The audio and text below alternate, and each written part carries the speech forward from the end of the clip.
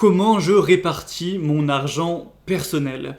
Alors, ce que j'appelle répartir mon argent, c'est-à-dire quel pourcentage de mon argent je vais laisser sur mon compte en banque, donc en euros, d'ailleurs sur quel compte je vais le mettre, quel pourcentage je vais aller mettre en bourse ou ailleurs. On va voir tout ça dans cette vidéo. Je vais te parler du coup un petit peu de l'allocation de mon argent, pas en mode je vais te montrer sur mon compte en bourse sur quelle entreprise je diversifie parce que là ce serait trop long. D'ailleurs je l'ai déjà fait et je le referai sûrement un de ces quatre, mais globalement sur mon argent. On m'a demandé d'ailleurs récemment en commentaire combien tu mets, tu gardes sur ton compte, du coup sans risque, tu gardes de l'argent au chaud, oui il va pas grossir mais au moins t'as pas de chance de le perdre sur un livret A ou autre, et combien tu investis proportionnellement à ton argent. J'avais fait une vidéo il y a assez longtemps, il y a un peu moins de 6 mois, où je disais que sur mes 40 000 euros j'avais 20 000 sur mon compte et 20 000 en bourse, donc c'était 50-50 à l'époque. Et du coup, on m'a demandé pourquoi faire 50-50, est-ce que c'est stratégique, machin. Aujourd'hui, ça a changé, je suis plus à 50-50, je vais t'expliquer tout ça en détail. Je pense qu'il y a deux types d'erreurs au niveau de placer son argent. C'est le poltron, la poule bouillée, qui met presque tout son argent, ou même pour la plupart des gens, c'est tout leur argent sur leur compte bancaire. Donc oui, ils n'ont aucune chance, presque, de perdre cet argent directement, de faire moins 50 un jour en se réveillant. Mais déjà avec l'inflation, ils perdent quand même de l'argent au fil du temps.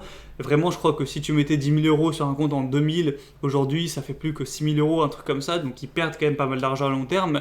Mais en tout cas, ils n'en gagnent aucun. Parce que le taux du livret A, par exemple, c'est 0,5%. Le taux de l'inflation, il est un peu au-dessus de ça. Donc tu perds vraiment de l'argent, même avec les intérêts, quoi. Donc ça, c'est une erreur puisque ton argent ne grossit pas, et pire que ça, il descend au fil du temps. Donc c'est pas ce qu'il faut faire.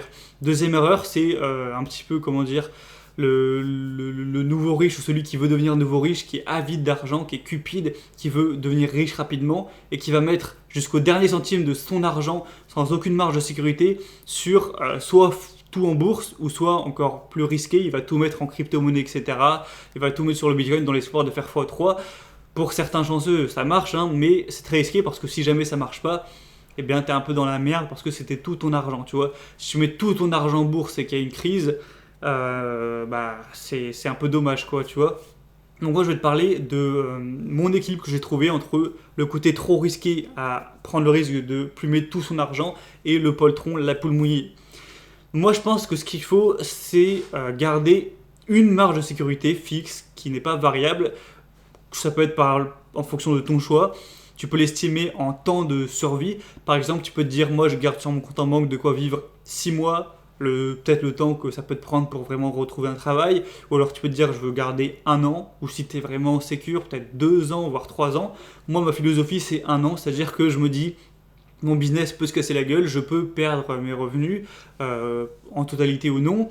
Du coup, pour ma situation, je me laisse 1 an d'argent disponible sur mon compte en banque, donc qui n'est pas investi, mais au moins si jamais je suis dans la merde, j'ai 1 an d'argent, j'ai pas à aller chercher mon argent qui est en bourse, parce que ton argent qui est en bourse, t'as envie de le laisser fructifier, t'as pas envie de devoir aller le chercher. Le but c'est de le revendre vraiment dans bien longtemps quand il aura bien grossi.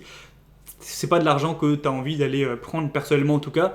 Donc qu'est-ce que je fais? Moi je me laisse 1 an déjà de base sur mon compte en banque, au cas où je suis dans la merde simplement. Donc peut-être que je n'aurai jamais à me servir de cet argent, tant mieux, mais si jamais j'en ai besoin, il est là. Donc c'est ce que j'appelle le trésor de guerre, mon trésor de guerre. Donc pour moi, 1 an de survie, on ne parle pas 1 an de vie tranquillou, où tu t'achètes une nouvelle voiture, où tu vis bien, où tu bouffes au resto tous les 3 jours. Non, 1 an de survie, donc pour moi c'est 10 000 euros. Donc ça représente pas énorme, ça fait quoi, 800 euros par mois environ. Je pense que ça doit faire à peu près ça. Ça fait environ 800 euros par mois pendant 1 an, donc 10 000 euros. C'est ce que je garde, c'est mon trésor de guerre au cas où je suis vraiment dans la merde. Donc où est-ce que je place cet argent? Je ne le mets pas sur un livret A, je le mets sur un plan épargne logement. C'est un peu mieux, au lieu d'avoir à 0,5%, je crois que tu es à 2,5%. L'inconvénient c'est que l'argent est bloqué, tu ne peux pas le retirer, ou en tout cas si tu le retires c'est tout d'un coup, en une fois, et tu casses le compte entre guillemets. Donc je pourrais le retirer qu'une fois, comme tu sais une tirelire avec un cochon et un marteau là. Donc moi ça me va bien, puisque en théorie je suis pas censé toucher à cet argent, c'est mon trésor de guerre. Si un jour j'y touche, c'est que je suis dans la merde, et du coup ouais, je retirerai tout d'un coup pour vivre dessus peut-être pendant 1 an. Donc ça c'est la première étape, c'est 10 000 euros placés ici.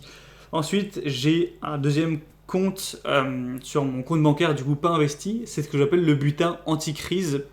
Et ça, c'est à travers un livret A plus un livret jeune. J'ai encore moins de 25 ans, je peux profiter du livret jeune où tu as un petit peu tout petit peu plus d'intérêt, mais bon, tu peux mettre que 1 600 euros, bref.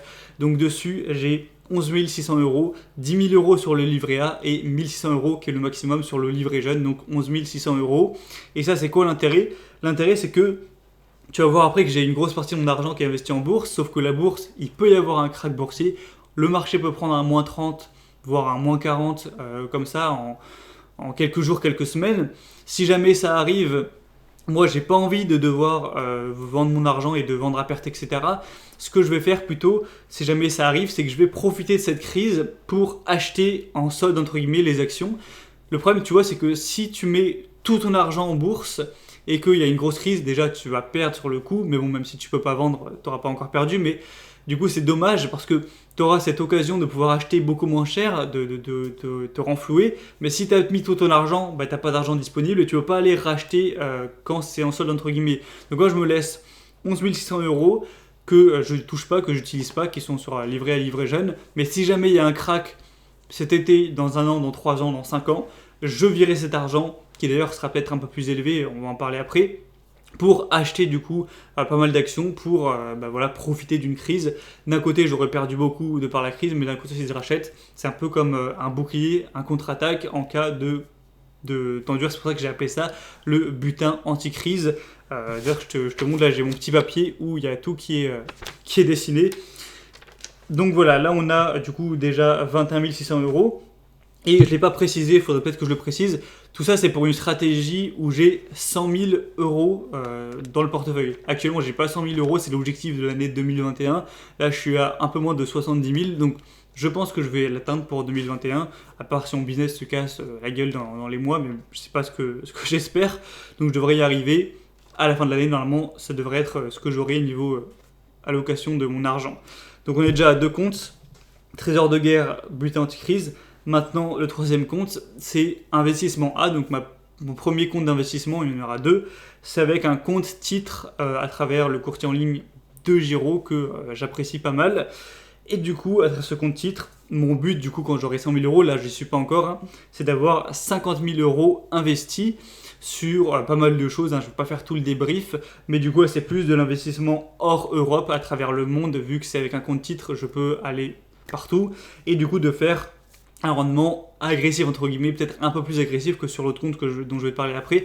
Mais par contre, vu que c'est un compte titre, je devrais payer à la plus-value 30% d'impôts. Donc ce sera quand même pas mal. Et du coup, je mets quand même une grosse partie de mon argent. Le deuxième compte d'investissement, ce sera un PEA que je suis actuellement en train d'ouvrir en ce moment. Du coup, le PEA, je pourrais investir que principalement en Europe ou ETF, mais j'aurai peut-être une croissance un peu moins grosse, mais j'aurai ce bonus d'impôt dans 5 ans de pouvoir revendre et de payer seulement 17,2% d'impôt. Donc ça, c'est l'avantage. Et dessus, mon objectif, c'est d'avoir 28 000 euros. Donc tu vois que sur 100 000 euros, ou 99 600 exactement, j'ai 10 000 euros PEL en cas où si je suis dans la grosse merde, si je dois être clochard, tu vois, limite. Deuxièmement, un butin anti-crise que je touche pas que s'il y a un crack boursier pour profiter et essayer de me renflouer si jamais il y a cet effet négatif. On me donnera un coup dans la gueule, je pourrais en remettre un pour me défendre tout simplement. Donc ça c'est le deuxième. Tu as du coup 10%, 11,6%. Troisièmement, investissement global compte titre sur des Giro que je mets d'argent dessus depuis 1 an, 50%, donc 50 000 euros. Et quatrièmement, investissement B, donc sur le PEA, où j'aurai 28%, donc 28 000 euros. Et ça, je mets un peu moins d'argent puisque je suis actuellement en train de l'ouvrir. Donc le temps que ça rattrape le compte titre qui est déjà depuis 1 an, ça mettra un petit moment. Donc voilà, en gros, c'est ma stratégie. Après, les chiffres en détail, on s'en fout un peu, c'est pas le plus important. Tout ce que je veux te dire, c'est que pour moi, la meilleure stratégie, c'est juste d'un côté avoir une sécurité, un filet de sécurité, donc à la fois de l'argent vraiment bloqué que tu peux limite toucher que si tu es dans la merde, que tu perds ton boulot, que tu es dans la merde littéralement, que tu as des grosses galères, que tu vas limite être clochard et que tu utilises en cas de dernier recours, donc tu es censé jamais y toucher de ta vie. Deuxièmement, un butin à utiliser que en cas de crack boursier, au cas où tu as un retournement sur les marchés pour aller te renflouer. Et du coup, butin anti-crise, hein, le nom est, je pense, c'est plutôt bien trouvé. Et le reste, une fois que tu as ces 2 filets de sécurité, donc la survie et le butin anti-crise, il n'y a pas de raison de forcément placer plus d'argent en banque et de le faire niquer par l'inflation. Autant investir le reste. Après que tu investisses en immobilier, en crypto, en bourse, ça c'est regarde. Moi, je me mets en bourse. Du coup, tu peux le mettre, l'investir en bourse ou ailleurs. Et là, en gros, ça fait que tu as ton filet de sécurité. Et une fois que ton filet de sécurité est construit, tout le reste, tu l'investis. Parce que chaque euro qui n'est pas investi, c'est un peu de l'argent perdu. Donc, au moins, tu investis une grosse partie qui peut grossir. Donc là, c'est ma stratégie pour les 100 000 euros. Peut-être que si un jour je suis à 300 000 euros, il y aura plus en trésor de guerre ou en butin anti-crise. Évidemment, ça va être proportionnel, hein, tu vois. Mais actuellement, c'est ça la stratégie. Donc si toi, par exemple, je sais pas, tu as 20 000 euros, tu peux te dire, par exemple, ouais, je garde 10 000 euros du coup en cas de grosse galère et les 10 000 euros qui restent, je les investis. Si tu as, je sais pas, 5 000 euros que tu débutes, tu peux te dire oh, bon voilà, je débute, je me garde que 2 000, 3 000 euros en cas où et je mets 2 000 en bourse, etc. pour apprendre. Si tu as 50 000 euros, tu peux te dire un peu comme moi, je mets 20 000 sur mon compte et 30 000 en bourse. Et si tu as 300 000 euros, tu peux te dire je me garde 50 000 sous le coude au cas où et 250 000 euros en bourse, tu vois. Moi, c'est ma stratégie. C'est à toi de créer la tienne et de faire ce que tu veux, mais c'est juste histoire de t'expliquer comment je mets mon argent, une partie sécurité et le reste, parce que c'est vraiment très intéressant, l'investir. Donc c'était tout pour cette vidéo, petite vidéo rapide sur comment je répartis mon argent. Alors, tu verras que ça va évoluer au fil des années. Hein. Peut-être que dans 2 ans, dans 4 ans, j'aurai aussi de l'immobilier. Peut-être que j'aurai changé ma stratégie. Je t'en reparlerai. Le but aussi, c'est que tu suives mon évolution financière au fil des années et que toi aussi, tu avances dans ton évolution, qu'on avance un petit peu ensemble. Là, actuellement, je te le dis, je suis à moins 70 000 euros. J'espère que dans 3 ans, ce sera déjà un nombre à 6 chiffres et bien plus élevé. Tu verras ça par la suite.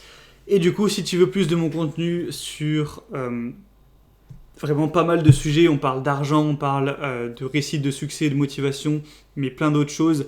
Le but c'est de travailler sur soi, de se développer sur tous les aspects de sa vie, donc évidemment l'aspect financier, mais aussi l'aspect personnel, l'aspect social, l'aspect amoureux. Donc c'est du contenu que je te partage toutes les semaines à travers les emails. Là par exemple, dimanche, donc demain, je vais te partager un email, 4 compétences que tu peux développer qui te serviront à vie. Et tous les dimanches, il y aura un nouvel email.